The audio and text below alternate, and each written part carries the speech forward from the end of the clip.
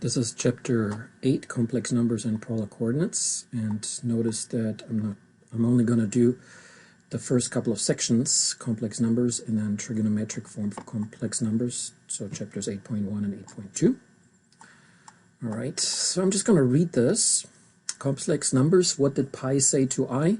Get real. What did I say to pi? Be rational. Alright, behind the joke.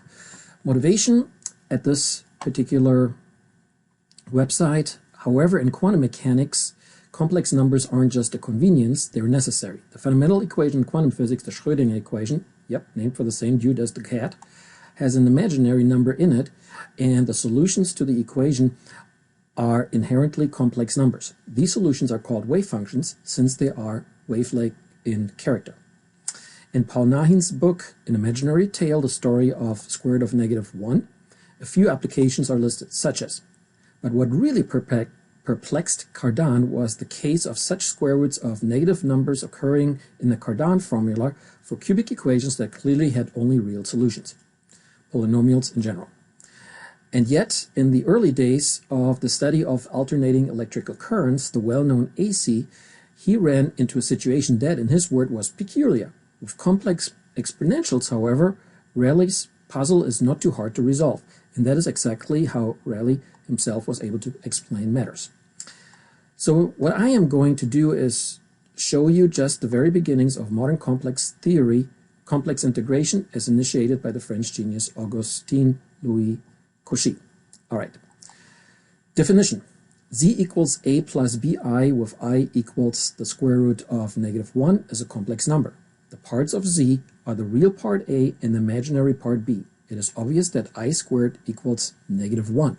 Right? You can see that square root of -1 squared will be that -1 that you have under the radical, and that is then I squared equals -1. Next definition. Two complex numbers Z1 and Z2 are added or subtracted by combining their real parts A1 and A2 and separately their imaginary parts B1 and B2. Really straightforward. Next definition. Two complex numbers Z1 and Z2 are multiplied using the distributive law and akin to multiplying binomials, which is the FOIL method. The first and the last partial products, A1 times A2 and B1i times B2i equals negative B1, B2. Notice that the I squared in here produces that negative, combined to the real part of the product.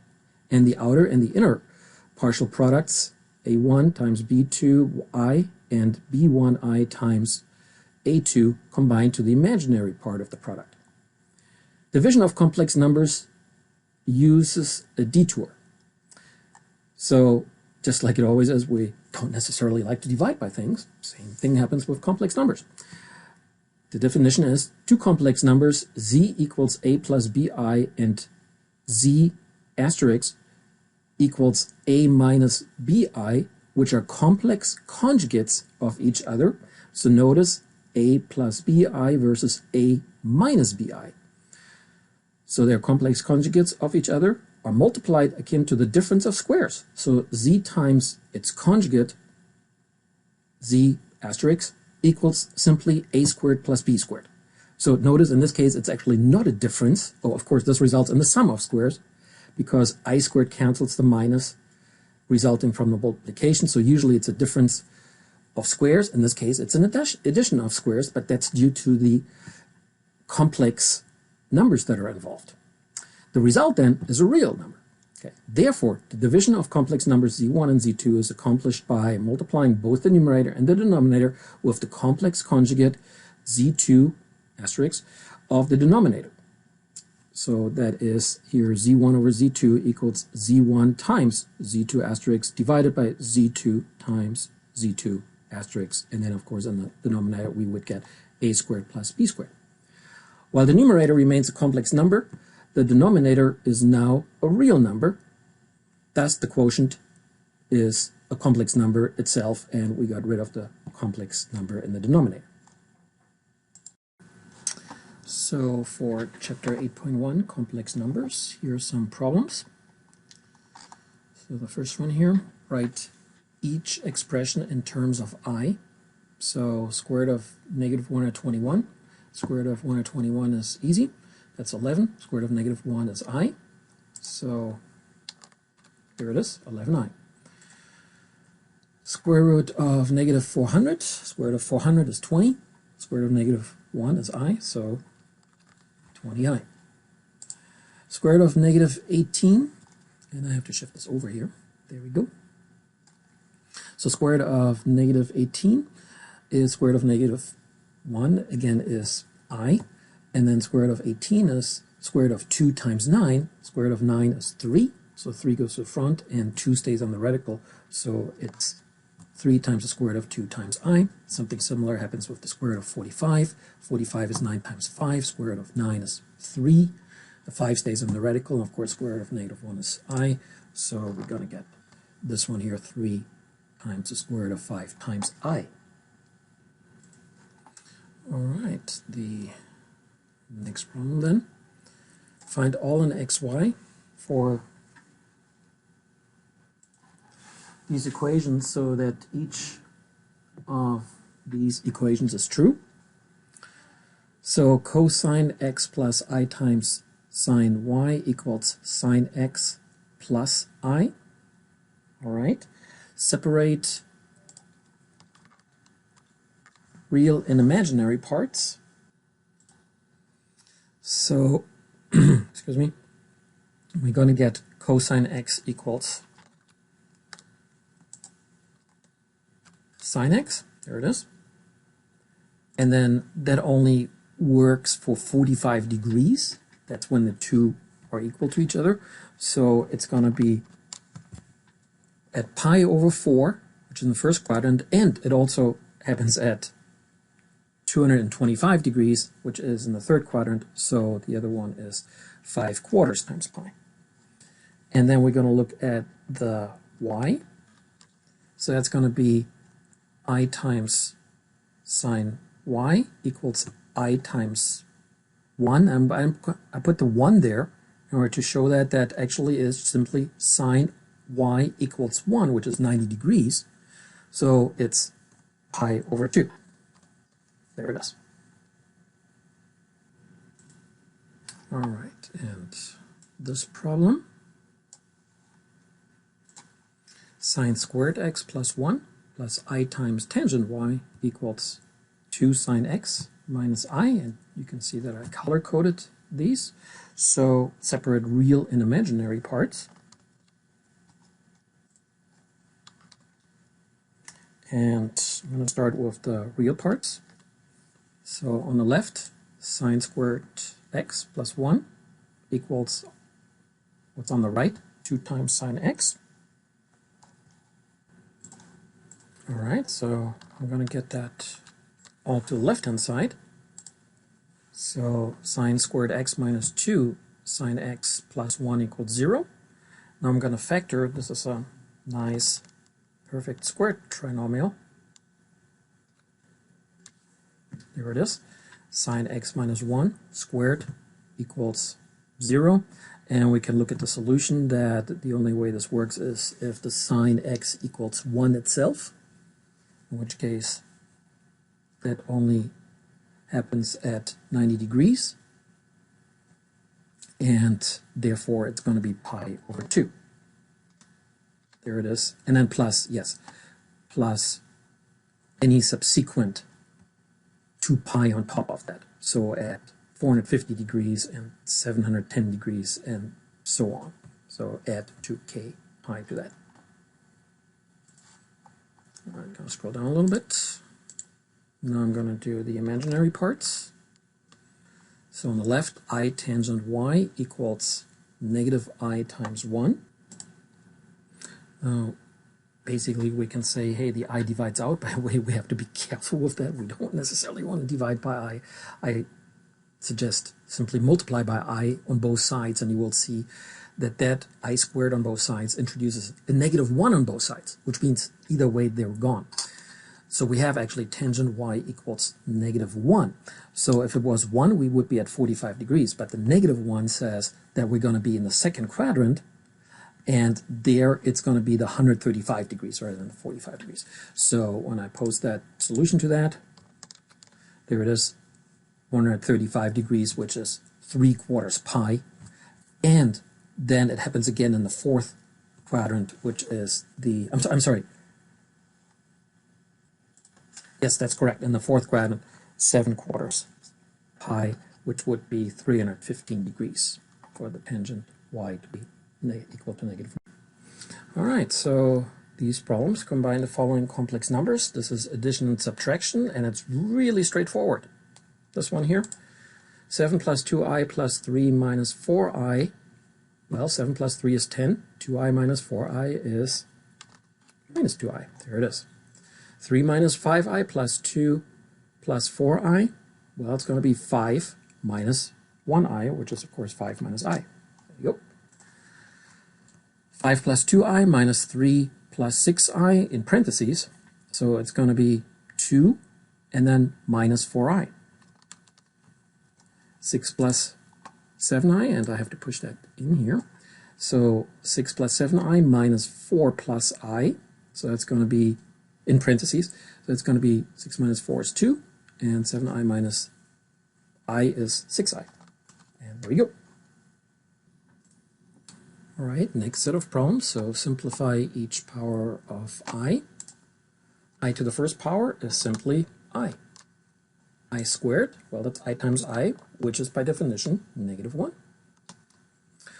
Well, I cubed is going to be I squared, which is -1, times another I. So it's going to be -I. And I to the fourth is, well, I squared times I squared, which is going to be -1 times -1, which is +1. There we go. And now it gets interesting. This looks complicated here, the I to the 12th and then the I to the 13th, but they're not. Notice 12 is 3 times the 4, so it's basically I to the 4th, which is 1, which is 1, times another I to the 4, which is 1, times another I to the 4, which is 1. So 1 times 1 times 1 times 1, that's 1. So that means that this repeats every 4 powers of I. So I to the 4th, I to the 8th, I to the 12th, I to the 16th. Notice down here, I to the 30, I to the 32 will all be 1. And then I to the 13, well, that's I to the 12th times another I. So 1 times I, which is I. I keep saying I all over the place here. So I to the 15, well, it's the same as I to the 3rd, because it would be I to the 3rd, I to the 7th, I to the 15. They're all -I. There it is. And it would continue on. I to the 19th, I to the 23rd, and so on. So I to the 14th is the same as this one here. So I squared, which is -1. Again, it's I squared, I to the 6th, I to the 10th, I to the 14th, and so on. Same thing, by the way, for I to the 34. I to the 32nd would be 1 again, and then times another I squared. Well, that's -1. So there it is. I to the 32nd, there it is, 1. I to the 33, we're back to I. And, whoops, okay. Oopsie. There we go, I. And I to the 35th, well, that's I to the 32, which is 1, times I to the 3rd, which is -I. And there it is. All right, find the following products. Yeah, it's going to be a little harder. It's going to be a little bit harder, but not too bad. It's simply the following method. So 2 plus 4i times 3 minus I, both of them in parentheses. So I'm going to get 6 in the front. Here, I'm just going to put it there. There it is. So 6 is the first part, then minus 4i squared. That's actually the last part, so I put it there. So I put already the real parts right next to each other. Then I'm going to have minus 2i, which is the outer part, and then I have plus 2i, 12i, which is the inner part. And then you can see that 6 minus 4i squared, well, it's a -1 there. That gets rid of that minus that's already there. So 6 plus 4, actually, which is 10. And then minus 2i plus 12i is minus 10i. There you go. Sorry, plus 10i. There it is. And I think you could see that, right? So this one here is going to be, there's a 9 in the front, then there's going to be a plus 4i squared, then that would be the first and the last part, and then there's going to be minus 6i and another minus 6i. And there they are. and then that plus 4i squared that you see kind of like in second place, well, it turns into a minus 4, so 9 minus 4 is 5, and then minus 12i, and there it is. All right, so 4 plus 5i in parentheses times 4 minus 5i in parentheses. Well, that's a complex conjugate there, so that's going to give us the nice difference of squares. Respectively, for complex numbers, it's going to be the nice sum of squares. So it's basically going to be 16 plus 25, 41. That's it. But here's the intermediate step. Here it is. So there's the 16 in the front. Then you have the 20 minus 25i squared, so the first and the last part. And of course, the I squared is negative 1, which gets rid of that minus right here. So it's going to be plus 25, 16 plus 25 is the 41. And then the inner and the outer part, they are actually gone. They add up to 0, which is the idea behind the difference of squares. And in this case, the complex conjugate here, which is the sum of squares. And so as they're gone, it's simply, the sum of squares. And there it is. 41. All right, so these problems here, to see how to position these. All right, now it gets more interesting, right? So find the following here. 3 plus 2i divide by 3 minus 2i. So we need to get rid of that complex denominator. And we do that by multiplying with the complex conjugate in both the numerator and the denominator. So times 3 plus 2i in both numerator and denominator. So there it is. All right. In the denominator, that becomes really nice. We're going to have 3 times 3 is 9. 2 times 2 is 4. And actually, it's going to be a minus 4i squared, which will turn into a plus soon. And then, of course, the numerator looks more complicated with, again, the FOIL here. 9 plus 4i squared plus 6i plus another 6i, because it's a perfect square trinomial. And notice that I already arranged the real parts and imaginary parts. In the denominator, it's 9 minus 4i squared, which soon will turn into 13. 9 plus 4, right? And there it is. And then the numerator sums up to a 5 for the real part. So 9 minus 4 actually then, and then plus the 12i. And that's actually it. The only other thing to do here is to separate the real from the imaginary part. So 5 over 13 plus 12 over 13i. All right, the next one, 2 plus I divided by 5 minus 6i. Again with the complex conjugate, which means multiply numerator and denominator with 5 plus 6i. By the way, I'm not sure if the other one was actually on the screen. There we go. The previous problem. So multiply both numerator and the denominator with 5 plus 6i. And there it is. That means now in the denominator, we're going to have 25 minus 36i squared. And there it is. And you can see that in the numerator, we have the typical FOIL going on here. So 10 plus 6i squared plus 12i plus 5i, which is going to give us 10 minus 6 actually, which is 4, and then plus 17i, and in the denominator we're going to have 25 plus 36 actually, which is 61, and there it is. And then we separate the real from the imaginary part, so 4 over 61 plus 17 over 61i. There is nothing to simplify here. We cannot add the imaginary part to the real part. Complex numbers always have two parts, one of them imaginary, the other one real. They cannot be added or subtracted together. All right.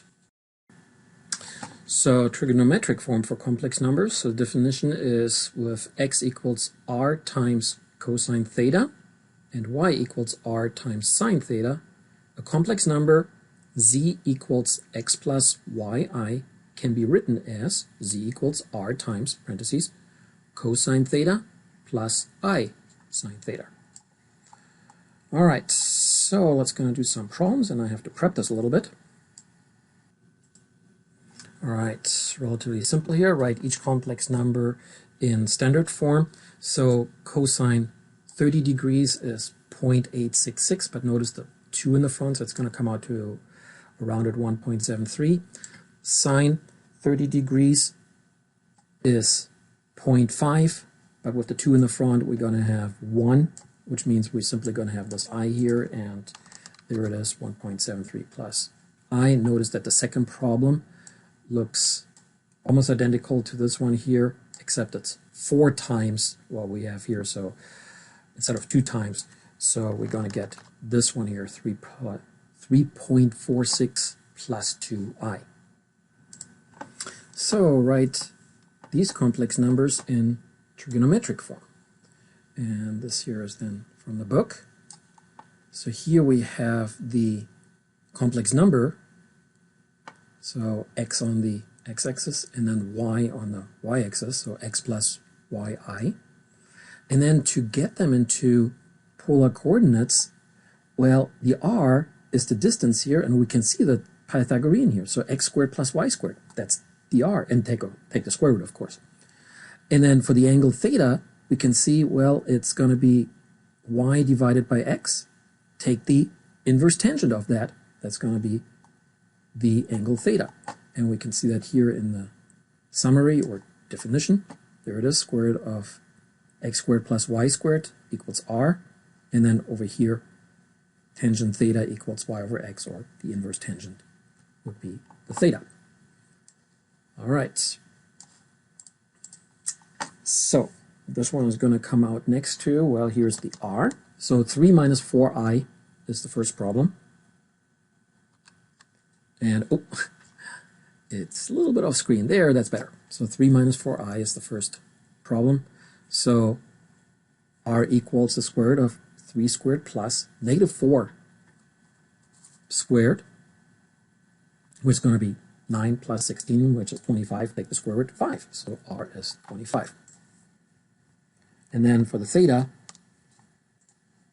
it's going to be, take the inverse tangent of negative 4 over 3. So the y over x comes apparently out to 307 degrees, and I can show you that on the calculator.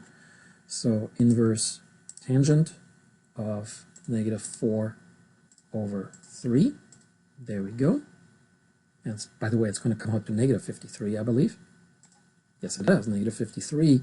And we're in the fourth quadrant, so negative 53 would be correct, but I guess we want to have it as 370 degrees rounded. So therefore, that can be now rewritten. So x and y are in quadrant 4, yeah. That can be now rewritten as such. So 3 minus 4i equals that 5 in the front, the r that we have, and then times parentheses cosine 370 degrees plus I sine 370 degrees. Now the 370 degrees here, cosine of it, is the same as actually the cosine of 53 degrees, same in the fourth quadrant as the first quadrant. And then for the sine, well, the 370 degrees here would be then, as it is in the second quadrant, if I substitute the first quadrant here, that would actually introduce another negative with that as I come from the fourth to the first quadrant for the sine.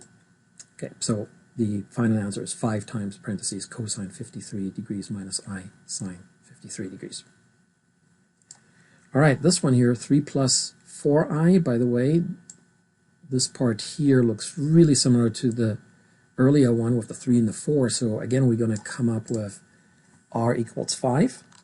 There it is, 3 squared plus 4 squared, take the square root, that's 5. And then the tangent, the inverse tangent that is, this time around it's 53 degrees, and this one here, the 3 plus 4i, is going to be in the first quadrant, as we can see from this diagram here, so they're both positive. And then the last one, as it said, it was a 3 minus 4i, that actually puts us in the fourth quadrant for the last problem. All right, so 53 degrees, I don't think I have to type it into the calculator anymore because I already did. So 53 degrees in the first quadrant. There it is. And then this time around it's really straightforward. 3 plus 4i equals 5 times cosine 53 degrees plus I sine 53 degrees in parentheses. And that is, to my knowledge, the very last thing I'm doing in this entire trigonometry class.